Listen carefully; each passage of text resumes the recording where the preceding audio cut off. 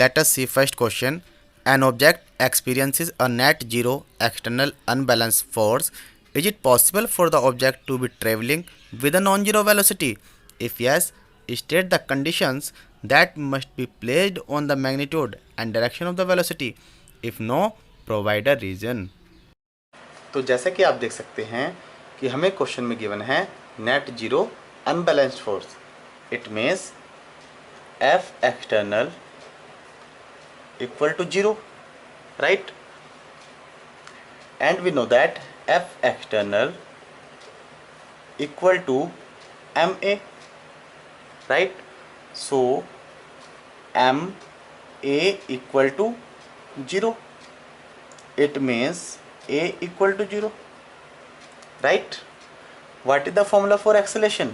V minus U upon T equal to 0. Right. So v minus u equal to 0. 0 की t से multiply करके 0 आएगा. So v equal to u. It means initial velocity equal to final velocity. Suppose first condition, if object is at rest, right? So u equal to 0, right? If u equal to 0, then v equal to 0. It means body will remain at rest unless an external unbalanced force applied on it. Second condition देखिए, if object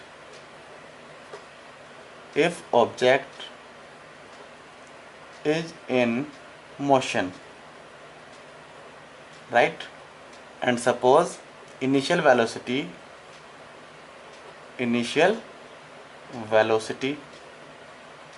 equal to 15 meter per second, right? So final velocity how much? Final velocity equal to 15 meter per second, right? It means v equal to u. If the body is in motion, then it will continue in motion unless an external unbalanced force applied on it. So this is the Newton's first law of motion. So our answer is yes. Even when an object experiences a net zero external unbalanced force, it is possible that the object is traveling with a non-zero velocity. This is possible only when the object has been moving with constant velocity in a particular direction. Then there is no net unbalanced force applied on the body. The object will keep moving with the non-zero velocity. To change the state of motion, a net non-zero external unbalanced force must be applied on the object. Let us see second question. When a carpet is beaten with a stick, dust comes out of it. Explain. जब आप carpet को beat करते हैं तो dust हमारी बाहर क्यों आ जाती है? तो आइए इसके लिए सबसे पहले समझते हैं inertia. What is inertia? Inertia of an object tends to resist any change in its state of rest और स्टेट ऑफ मोशन. यदि हमारी कोई बॉडी रेस्ट में है तो वो रेस्ट में ही रहना चाहती है, और यदि कोई बॉडी मोशन में है तो मोशन में ही रहना चाहती है, और वो स्टेट को चेंज करने के लिए अपोज करती है. तो आप देख सकते हैं जब हम कारपेट को बीट करते हैं तो कारपेट हमारा मोशन में आ जाता है, but the dust particle try to resist their state of rest. लेकिन जो डस्ट पार्टिकल हैं वो भी रेसिस्ट करते हैं अपनी स्टेट को चेंज करने के लिए. So according to Newton first law of motion, the dust particles stay in a state of rest while the carpet moves, hence the dust particles comes out of the carpet. Now see next question. Why is it advised to tie any luggage kept on the roof of a bus with a rope? हम बस के ऊपर जो luggage रखते हैं उसको रोप के साथ टाई अप क्यों करते हैं? उसका रीज़न ये है, when the bus accelerates and moves forward, जब हमारी बस मूव करती है तो वो स्टेट ऑफ मोशन में आ जाती है, लेकिन जो लगेज है जो रूफ पर रखा हुआ है वो अपने इनर्शिया के कारण अब भी स्टेट ऑफ रेस्ट की कंडीशन पर ही है और वो मोशन में आने का अपोज करता है. तो आप देख सकते हैं with the forward movement of the bus the luggage tends to remain at its original position and ultimately falls from the roof of the bus. Why? Because the luggage try to resist to change their state of rest. So to avoid this, it is advised to tie any luggage kept on the roof of a bus with a rope. Let us see next question. A batsman hits a cricket ball which then rolls on a level ground. After covering a short distance, the ball comes to rest. The ball slows to a stop because एक batsman है जिसने ball को hit किया है और ball हमारी ground पर role कर रही है और कुछ डिस्टेंस कवर करने के बाद बॉल हमारी रुक जाती है। हमें इसका रीज़न बताना है। तो इसका बड़ा सिंपल सा आंसर है कि हमारी बॉल पर एक अपोजिट डायरेक्शन में फोर्स कार्य कर रहा होगा जिसको हम फ्रिक्शन फोर्स कहते हैं। तो इन ऑप्शन में हमारा ऑप्शन सी सही है। सी ऑप्शन में क्या है, there is a force on the ball opposing the motion. तो ये कौन सा फोर्स है, frictional force. And frictional force always acts in the direction opposite to the direction of motion, hence this force is responsible for stopping the cricket ball. Let us see next question. A truck starts from rest and rolls down a hill with a constant acceleration. It travels a distance of 400 meters in 20 seconds. Find its acceleration. Find the force acting on it. If its mass is 7 metric tons. और hint दिया हुआ है 1 metric ton equal to 1000 kilogram. तो सबसे पहले आपको देखना है कि कौन कौन सी क्वांटिटी हमको गिवन है। Given it, right. तो ट्रक स्टार्ट हुआ है रेस्ट से, इसलिए हमें गिवन है इनिशियल वेलोसिटी, राइट। हमको गिवन है डिस्टेंस 400 मीटर और हमको गिवन है टाइम 20 सेकेंड, राइट। एक्सेलरेशन हमको कैलकुलेट करना है। नेक्स्ट हमको फोर्स कैलकुलेट करना है। मास हमको गिवन है 7 मैट्रिक टन और 1 मैट्रिक टन हमको गिवन है। 1 metric ton equal to given है 1000 किलोग्राम। तो first of all we calculate acceleration. Now we apply second equation of motion, right. तो what is S, 400 equal to what is U, 0 multiply T plus half, ये हमको calculate करना है। And what is T, 20 second, it means 20 multiply 20। So 400 equal to 2 से 20 cancel, 2 10 and how much 200 A, right. 20 10 200, so A equal to 400 upon 200, right. A equal to 2 metre per second square. Now what is the formula for force, m into A, mass into acceleration. तो what is mass, 7 metric ton और 1 metric ton में कितने होते हैं, 1000 kilogram. तो 7 के 1000 से कर देंगे मल्टीप्लाई और ए कितना आया है 2। So F equal to 7 2 14,000 newton. Next question हमारा आता है, a stone of 1 kilogram is thrown with a velocity of 20 metre per second across the frozen surface. Frozen means जो हमारी सरफेस जम जाती है, of a lake and comes to rest after travelling a distance of 50 metre. What is the force of friction between the stone and the ice. आपको ice और stone के बीच में force of friction calculate करना है और 50 metre distance cover करने के बाद हमारा स्टोन रेस्ट कंडीशन में आ चुका है। तो जैसे कि आप देख सकते हैं हमको मास गिवन है 1 किलोग्राम, राइट, और वो 20 मीटर पर सेकंड की वेलोसिटी से थ्रो किया जाता है। इट मीन्स आपको यू गिवन है 20 metre per second across the frozen surface of a lake and comes to rest. Rest में आ चुका है, it means final velocity given है 0 metre per second after travelling a distance of 50 meter. S भी हमको given है 50 meter, right. What is the force of friction, so force of friction हमको calculate करना है। फोर्स ऑफ फ्रिक्शन, तो जैसे कि आप जानते हैं force of friction always act in the opposite direction of motion. तो हमारा स्टोन एक फ्रोजन सरफेस पर हमारा मूव कर रहा है और कुछ समय के बाद वो रुक जाता है। स्टोन और आइस के बीच में एक फोर्स ऑफ फ्रिक्शन वर्क करता है जो हमको कैलकुलेट करना है। तो सबसे पहले हम एक्सेलेरेशन कैलकुलेट करते हैं। So we use v square equal to u square plus 2as। This is the third equation of motion, right. So what is v? 0 का स्क्वायर इक्वल टू u 20 का square plus 2 into what is a हमें calculate करना है, और s कितना है 50 है। अच्छा, मैक्सिमम स्टूडेंट के कंप्लेन रहते हैं कि सर हम कौन सी इक्वेशन अप्लाई करें, राइट। तो ये भी देख लेते हैं। We know we have 3 types of equation. v equal to u plus a t, right. s equal to u t plus half a t square, and third one is v square equal to u square plus 2as, right. अब आप कहेंगे sir हम तो acceleration calculate करने के लिए first और second equation भी लगा सकते हैं, आपने थर्ड इक्वेशन की यूज़ की है। तो हमने थर्ड इक्वेशन इसलिए यूज़ की है क्योंकि हमको v भी गिवन है, u भी गिवन है और s भी गिवन है। क्योंकि हमको t गिवन नहीं है इसलिए हम फर्स्ट इक्वेशन और सेकंड इक्वेशन अप्लाई नहीं कर सकते। तो आइए सोल्व करते हैं। सो 0 माइनस 400, 20 का square 400 and goes to other side negative, right. 52 जा 100 A. So minus 400 equal to 100 A. So A equal to minus 4, right. तो एक्सेलेरेशन माइनस का मीनिंग ये है कि हमारी वेलोसिटी डिक्रीज होती है, हमारी स्पीड डिक्रीज होती है। This is the retardation. तो now apply the formula for force m into A. तो what is m?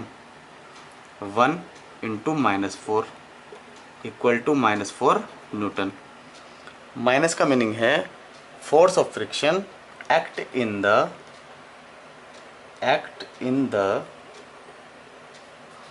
opposite direction to the motion of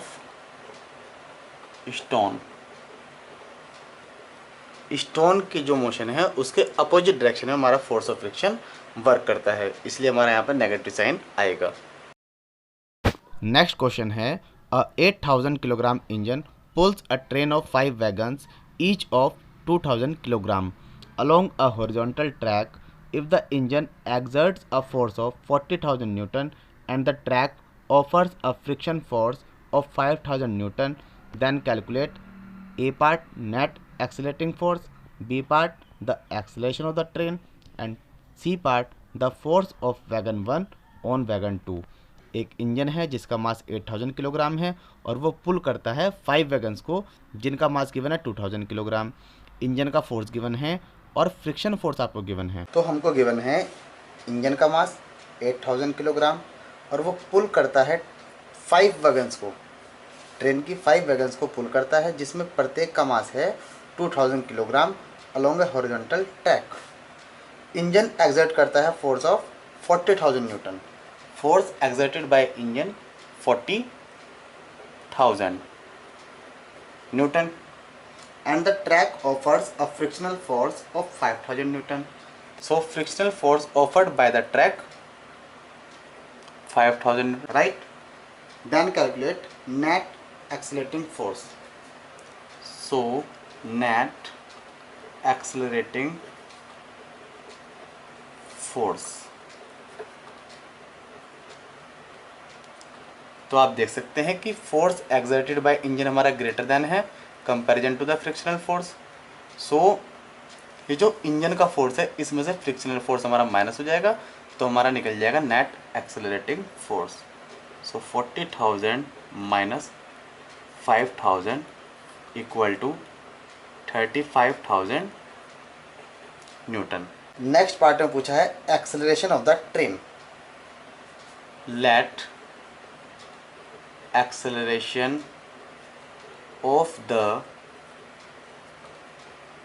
train equal to a, जो हमको कैलकुलेट करना है, right. Mass of the mass of the wagons, total wagons कितने हैं 5 हैं, total wagons हमारे कितने हैं 5, और 1 वैगन्स का जो मास है वो गिवन है 2000 किलोग्राम, सो 2000, तो टोटल मास कितना हो गया वैगन्स का 10,000 kilogram. Mass of the wagon कितना आ गया हमारा 10,000 किलोग्राम। अच्छा हमारा मास ऑफ द इंजन भी तो गिवन है, कितना गिवन है 8,000 किलोग्राम। तो यदि हमारा इंजन फोर्स एग्जर्ट करता है तो उसमें मास ऑफ द वैगन के साथ साथ हमारा मास का इंजन भी इंक्लूड होगा। सो टोटल मास कितना हो जाएगा 10,000 mass of the wagon plus 8,000 mass of the engine, तो यहाँ पर हमारा 8,000 भी ऐड हो जाएगा। तो total mass how much 18,000 kilogram, right. तो now calculate acceleration. What is the formula for A F upon M, right. This is the net accelerating force, right. हम इसको एफ नेट भी कंसिडर कर सकते हैं, right. So what is F net 35,000 upon 18,000, right. So 30 to 30 cancel out, 18 बन जाए 18, कितने left हुए 17, तो हमने लगा दिया पॉइंट। अब कितने हो गए 170, तो 89 जा 162, अब कितने बचे हमारे पास 8, तो हो गया हमारा 80, 18 4 जा 72, अगेन 8 बचे तो 18 4 जा 72। सो this is the acceleration of the train. तो आइए अब इसका थर्ड पार्ट देखते हैं। थर्ड पार्ट में हमसे पूछा गया है the force of wagon 1 on wagon 2। तो आप देख सकते हैं देयर आर 5 वैगन्स 1 2 3 4 5, और 1 का पूछा गया है 2 पर, और हम ये देख सकते हैं कि 2 3 and 3 4 and 4 5 all are connected each other. It means जो हमारा 1 2 पर फोर्स अप्लाई करेगा, इट मीन्स वो इन चारों पर फोर्स अप्लाई करेगा। तो हमारा जो मास इसमें कंसिडर होगा वो 4 वैगन्स का होगा एक्सक्लूडिंग वैगन 1। इस वैगन 1 के मास को हम छोड़ देंगे, बाकी इन चारों वैगन के मास को हमें कंसिडर करना पड़ेगा, क्योंकि 1 वैगन इन चारों वैगन्स पर फोर्स अप्लाई करेगा। तो हम लेंगे मास ऑफ 4 वैगन्स, राइट, और हमको ये बताना है कि कितना फोर्स अप्लाई होगा। तो mass of 4 wagons how much, number of wagons multiply mass of each wagon, तो दिस इज 8,000 किलोग्राम, राइट। और अभी हमने कैलकुलेट किया है acceleration of the train, acceleration of train ये हमने अभी कैलकुलेट किया है, ए equal to 1.944 metre per second square, right. So force of wagon 1 on wagon 2 how much m multiply a, right। तो what is mass 8,000 multiply what is acceleration 1.944, right। जब आप इसको solve out करेंगे तो आपका आंसर आएगा 15,552 newton. So this is the force. Next question है an automobile vehicle has a mass of 1500 kilogram, what must be the force between the vehicle and the road if the vehicle is to be stopped with a negative acceleration of 1.7 metre per second square. इस question में हमको mass given है 1500 kilogram, what must be the force between the vehicle and the road. Force हमको calculate करना है, right, between the vehicle and road, right. It means आपको frictional force calculate करना है। विच फोर्स, फ्रिक्शनल फोर्स, जिससे body हमारी stop हो जाती है। इट मीन्स आपको वी बी गिवन है 0 metre per second, A given है negative 1.7 metre per second square, right. So apply the formula for force m into A. तो what is m 1500 and what is a minus 1.7. So after solve this you get the answer 2550 Newton. और आप देख सकते हैं कि हमारा फिर से नेगेटिव का साइन आया है। Negative means the force is applied opposite to the direction of motion of automobile. Next question है what is the momentum of an object of mass m moving with velocity v। और आपके पास 4 option given है। तो जैसा कि आप जानते हैं मोमेंटम ऑफ एन ऑब्जेक्ट होता है mass into velocity, so D is the right answer. This is the last question. Using a horizontal force of 200 Newton, we intend to move a wooden cabinet across a floor at a constant velocity. What is the friction force that will be exerted on the cabinet?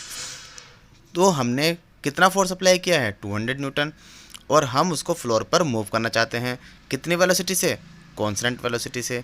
अगर हमारे पास constant velocity given है it mean acceleration हमारा कितना हो जाएगा, 0 हो जाएगा। और इट मीन्स बैलेंस फोर्स हमारा वहाँ पर अप्लाई होगा। अगर वहाँ पर बैलेंस फोर्स अप्लाई होगा तो according to Newton third law of motion action equal to reaction, right. So an equal amount of force will act in the opposite action. This opposite force is the frictional force exerted on the cabinet. So frictional force of 200 Newton is exerted on the cabinet. यदि आप horizontal force 200 newton का apply करते हैं तो frictional force भी हमारा 200 newton का होगा according to Newton third law of motion. ये आपको ध्यान रखना है।